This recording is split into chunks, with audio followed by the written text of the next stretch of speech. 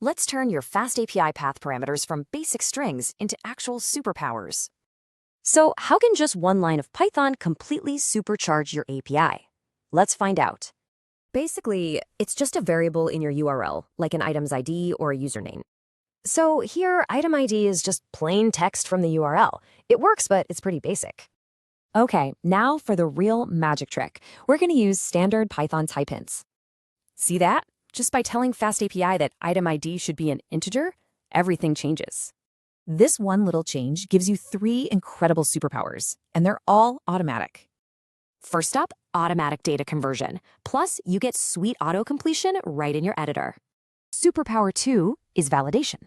If a user messes up, they get a helpful, clear error message.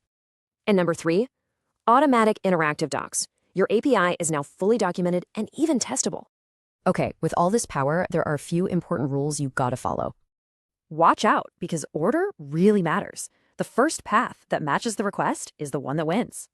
But what if you only want to allow a few specific values? It's a super common problem.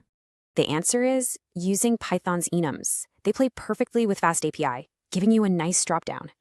And inside your function, you can compare it, grab its string value, or just return it.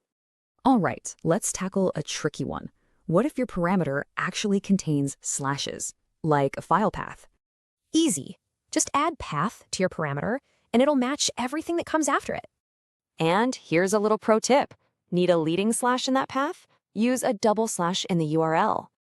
So, the big takeaways? Always use type hints, get free validation, and watch your route order.